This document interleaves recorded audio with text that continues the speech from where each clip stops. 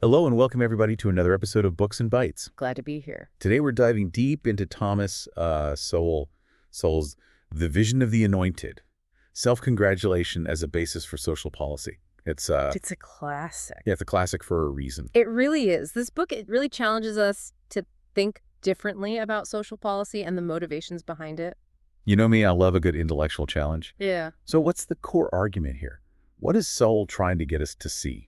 In a nutshell, Sowell argues that a particular group of intellectuals and policymakers, whom he calls the Anointed, possess a distinct worldview that really shapes their approach to social issues. They believe they have a superior vision for how societies should be, often prioritizing this vision over practical realities and empirical evidence. So it's not just a critique of specific policies, but a certain mindset. Precisely. Sowell explores how this mindset, driven by good intentions but often detached from real-world consequences, plays out across a range of social issues, from crime and education to economics and race relations. Okay, I'm intrigued. Before we get into those specifics, can you give us a quick overview of the main themes running through the book? Absolutely. One of the most central themes is this idea of articulated rationality, the Anointed's tendency to rely on grand, abstract ideas that sound compelling in theory, but often crumble when confronted with the messiness of reality. So it's that classic disconnect between elegant theories and the complexities of lived experience. Exactly. And this leads to another major theme, the Anointed's focus on intentions over outcomes.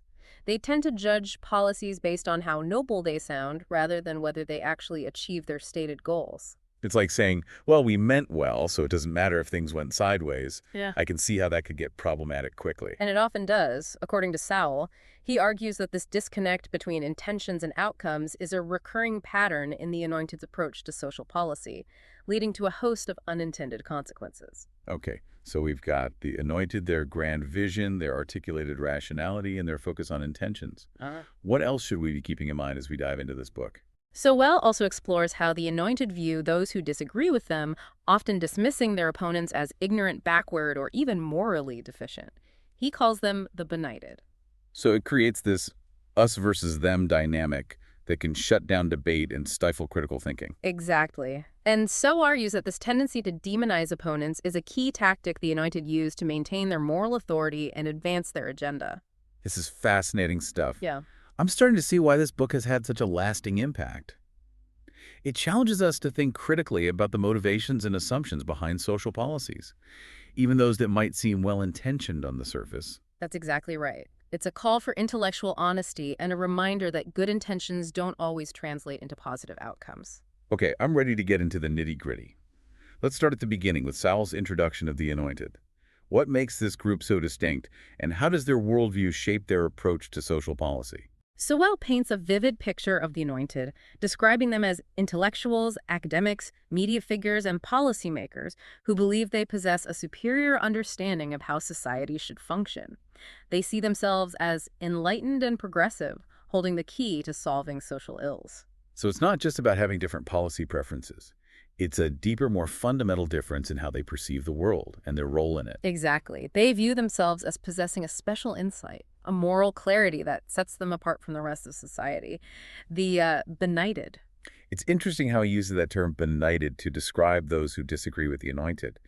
It implies a sense of ignorance or darkness, doesn't it? It certainly does. And that's precisely Sowell's point. He's highlighting how the Anointed often frame their opponents as morally deficient or lacking in understanding, creating this almost Manichaean division between the forces of good and evil. That's a powerful rhetorical strategy, isn't it? If you can paint your opponents as inherently bad or wrong, it becomes much easier to dismiss their arguments and justify your own actions. Precisely. And Sowell argues that this tactic is a key part of the Anointed's playbook. By casting themselves as the champions of justice and progress, they can avoid engaging in substantive debate and instead rely on moral pronouncements and emotional appeals. So instead of having a genuine conversation about the merits of different policy approaches, it becomes a battle between good and evil, enlightenment and ignorance. That's the dynamic that Sowell identifies. And he argues that this kind of Manichaean thinking can be incredibly dangerous, stifling open discourse and preventing us from finding real solutions to complex social problems. I'm starting to see how this connects to the theme of articulated rationality Huh? that you mentioned earlier. If you believe you have a monopoly on truth and virtue, then why bother engaging with alternative perspectives? That's a great point.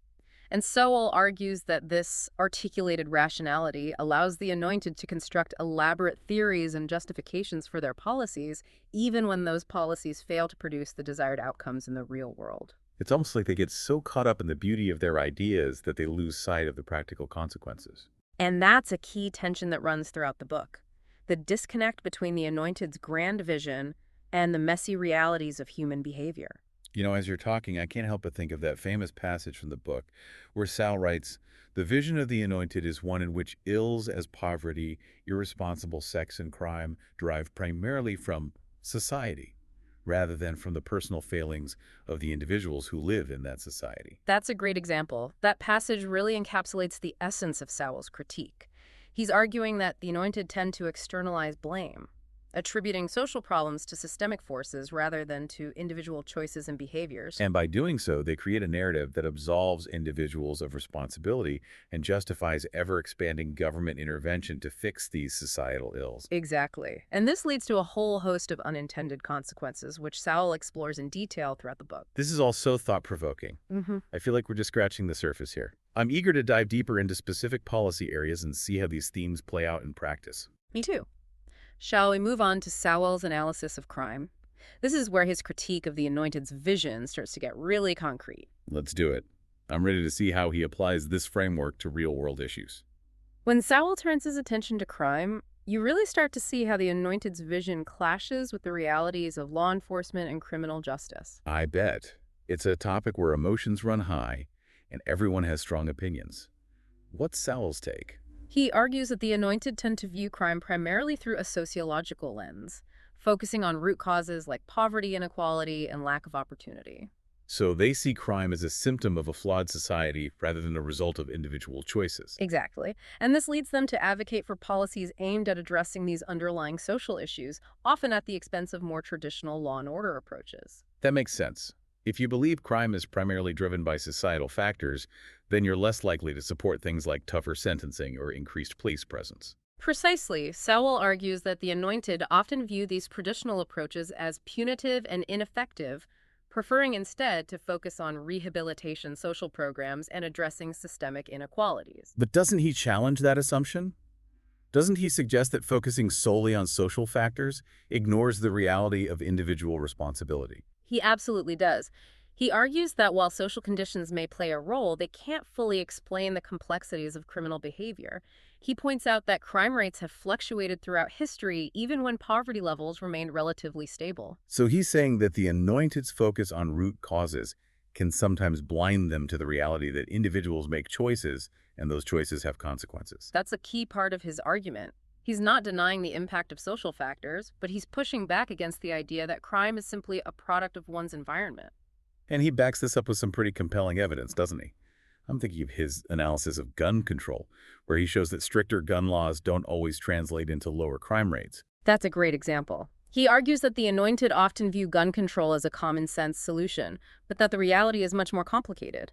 In some cases, he suggests stricter gun laws may even disarm law-abiding citizens while having little impact on criminals who obtain guns illegally. So it's another instance where the anointed's vision might lead them to support policies that sound good in theory, but don't necessarily produce the desired results in practice. Exactly. And Sowell argues that this pattern repeats itself across a range of criminal justice issues, from sentencing guidelines to approaches to policing. This is really making me rethink some of my own assumptions about crime and punishment. It's so easy to get caught up in simplistic solutions without considering the full range of factors involved. And that's precisely what Sowell wants us to do, to think more critically and to question easy answers. Okay, so we've seen how the anointed's vision plays out in the realm of crime. What about education? That's another area where there's a lot of debate about the best way forward. Education is a prime example of where the anointed's desire for social engineering, as Sowell puts it, comes into play. They see education as a tool not just for imparting knowledge and skills, but also for shaping values, attitudes, and ultimately society itself. So it's not enough to teach kids how to read and write. Education becomes a means to create a more just and equitable world according to their vision. Precisely, Sowell argues that the Anointed often view traditional education as outdated, oppressive, and focused on rote learning and standardized testing, which they see as reinforcing existing hierarchies and inequalities. I can see how that critique might resonate with some people. There's definitely been a push in recent years to move away from standardized testing and to focus more on things like creativity, critical thinking, and social emotional learning. Right, and those are all valuable goals. Basel cautions against throwing the baby out with the bathwater. He argues that the Anointed's emphasis on these newer approaches often comes at the expense of basic academic skills and content knowledge. So he's not necessarily opposed to these new ideas, Yeah. but he's concerned that they're being implemented in a way that's undermining the core purpose of education. Exactly. He worries that we're focusing too much on shaping students' beliefs and attitudes and not enough on equipping them with the foundational knowledge and skills they need to succeed in life. And he provides some pretty stark examples of how this plays out in practice, doesn't he? I'm thinking his discussion of the decline in academic standards and the push for social promotion, even when students haven't mastered basic concepts. Those are key examples of how the Anointed's vision, in Sowell's view, can lead to unintended consequences. He argues that by lowering standards and promoting students regardless of achievement, we're doing them a disservice in the long run. It's that classic disconnect between intentions and outcomes again. The intention might be to create a more equitable system, but the outcome could be that students are leaving school unprepared for the challenges of the real world. Exactly. And this brings us to another controversial topic that Sowell tackles in this section, affirmative action. Yes, affirmative action. That's a policy area where the clash between competing visions gets really heated. What's Sowell's take on this? Sowell argues that affirmative action programs, while intended to increase opportunities for historically disadvantaged groups, can actually end up harming the very students they're designed to help. He points to the phenomenon of mismatching, where students are admitted to schools for which they're not academically prepared, leading to higher dropout rates and lower graduation rates. So he's suggesting that by placing students in environments where they're likely to struggle, we're setting them up for failure. That's his contention. He argues that true equality of opportunity lies in providing students with the skills and knowledge they need to compete on a level playing field, rather than artificially boosting their admissions to institutions for which they're not ready. It's a provocative argument and one that's sure to spark debate. But it's another example of how Sowell challenges us to think critically about the unintended consequences of well-intentioned policies. Absolutely. He's forcing us to ask tough questions. Are these policies truly helping those they're intended to help? Or are they creating new forms of inequality and injustice? You know, one of the things that strikes me about Sowell's analysis is that he doesn't shy away from controversy. He tackles some of the most sensitive and divisive issues of our time. He certainly does. And that's what makes his work so compelling. He doesn't offer easy answers or sugarcoat the complexities of these issues. He challenges us to grapple with uncomfortable truths and to question our own assumptions. This deep dive is already giving me so much to think about. I can't wait to hear what Sowell has to say about economics and social policy. I have a feeling those sections are going to be just as insightful and thought-provoking. Oh, you're in for a treat. Sowell's critique of the welfare state and his analysis of income redistribution are among the most powerful and controversial parts of the book. He really digs deep into the unintended consequences of policies aimed at creating a more egalitarian society. Okay, I'm ready to delve into those economic arguments. Let's keep going. Okay, so let's talk economics. This is where things get really interesting, especially given Sowell's free market perspective. What's his main critique of policies aimed at redistributing income? Well, Sowell dives right into the heart of the matter, arguing that while policies like progressive taxation and welfare programs might stem from noble intentions, they often fail to achieve their desired goals, and in some cases even exacerbate the problems they're meant to solve. Now, that's a bold claim. How does he support that? He brings a lot of historical and economic data to the table. For example, he points to the fact that despite significant increases in welfare spending over the past several decades, poverty rates in the United States haven't seen a corresponding decline. So more money poured into these programs isn't necessarily translating into less poverty. It's a pretty sobering thought. It is, and Sowell goes further, arguing that these programs can sometimes create perverse incentives. He points out that if welfare benefits are reduced as people earn more income, it can disincentivize work and create a poverty trap. I see what you mean. If working more means losing benefits, why bother? It's a catch-22. Exactly. And this, so argues, not only harms the individuals caught in this trap, but also has negative consequences for society as a whole. It can reduce productivity, foster dependency, and undermine the values of self-reliance and hard work. It sounds like he's advocating for a different approach, one that focuses more on economic growth and opportunity rather than redistribution. You're right on the mark. Sowell firmly believes that the most effective way to lift people out of poverty is through economic empowerment, not government handouts. He argues for policies that foster a favorable business environment, encourage entrepreneurship, and invest in education and job training. So instead of trying to redistribute existing wealth, he's talking about creating more wealth in the first place. It's a different way of thinking about the problem. It is. And Sowell argues that this approach not only benefits the poor, but also strengthens the overall economy, leading to greater prosperity for everyone. That brings us to his analysis of the welfare state. This is where he really gets into the nitty-gritty of how government programs, even those with the best intentions, can have unintended consequences. Absolutely. Sowell examines a wide range of programs, including Social Security, Medicare, and Medicaid. He acknowledges the role they've played in providing a safety net for many, but he also raises serious concerns about their long-term sustainability and their potential to create dependency. Those are definitely hot-button issues, especially in today's political climate. What are some of the specific concerns he raises? Well, he argues that the structure of many welfare programs can inadvertently discourage personal responsibility and create perverse incentives. For example, he points out that some programs can make it more financially advantageous for individuals to remain unemployed or to have children out of wedlock. So it's that unintended consequences idea again. Yeah. Policies designed to help people might actually end up contributing to some of the very problems they're trying to address. Exactly. And Sowell isn't saying we should abandon all forms of social safety net. He's urging us to think more critically about how these programs are designed and to consider whether there are better, more effective ways to help people in need without creating dependency. It seems like a recurring theme in Sowell's work is this challenge to conventional wisdom, this insistence on looking beyond the surface and questioning the assumptions behind even the most well-intentioned policies. You've hit the nail on the head. He's a master at poking holes in popular narratives and forcing us to confront uncomfortable truths. And this is especially evident in his discussion of race and culture. I know he's written extensively on these topics throughout his career.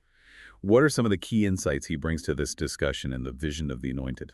Sowell tackles this complex issue head on, arguing that the Anointed often view disparities between racial or ethnic groups as prima facie evidence of systemic racism or oppression. They assume any difference in outcomes must be the result of discrimination or prejudice. So they see inequality as inherently unjust and automatically attribute it to external factors rather than considering other possible explanations. That's right.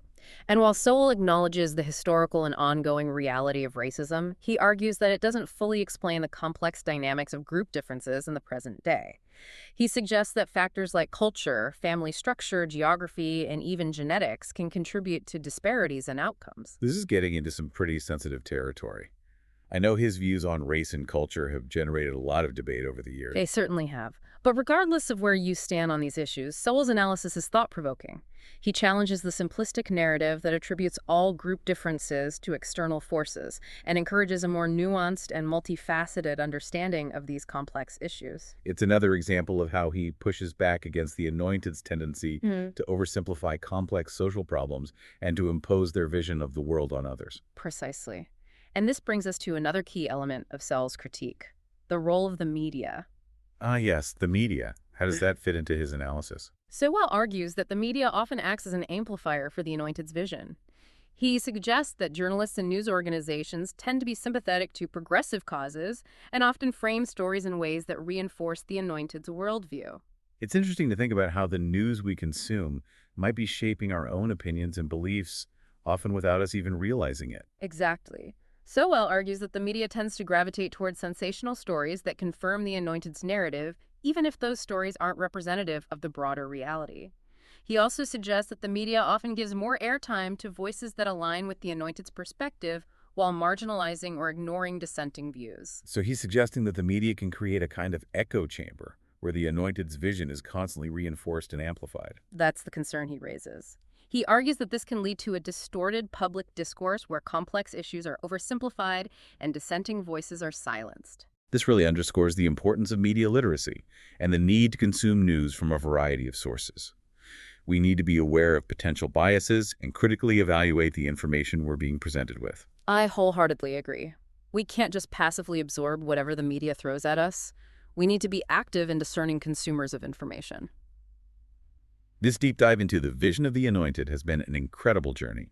Sowell's analysis is both challenging and illuminating.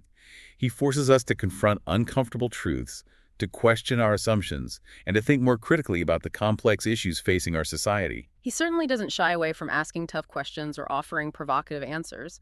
Whether you agree with him or not, there's no denying that his work is deeply thought-provoking and essential reading for anyone who wants to understand the dynamics of social policy and the forces that shape it. I think one of the most valuable takeaways from this deep dive is the importance of intellectual humility. We need to be humble about our ability to solve complex social problems, to recognize the limitations of our knowledge, and to be open to the possibility that we might be wrong. That's a crucial point. And it ties back to Sowell's call for a more pragmatic, constrained vision of social change, one that acknowledges the complexities of human nature and the unintended consequences of even the most well-intentioned policies. This book has definitely given me a lot to ponder. I think I need to go back and reread certain sections, maybe even the whole thing. I highly recommend it. It's a book that rewards multiple readings. There's always something new to discover in Sowell's nuanced and insightful analysis. Well, on that note, I think it's time to wrap up this deep dive. Thank you so much for joining me on this intellectual adventure. It's been a pleasure exploring the vision of the Anointed with you. The pleasure was all mine. It's always a treat to delve into Sowell's thought-provoking work. And to our listeners, thank you for tuning in to this episode of Books and Bytes. We hope you found this deep dive into Thomas Sowell's The Vision of the Anointed as insightful and engaging as we did. Until next time, keep those minds sharp and keep questioning the world around you.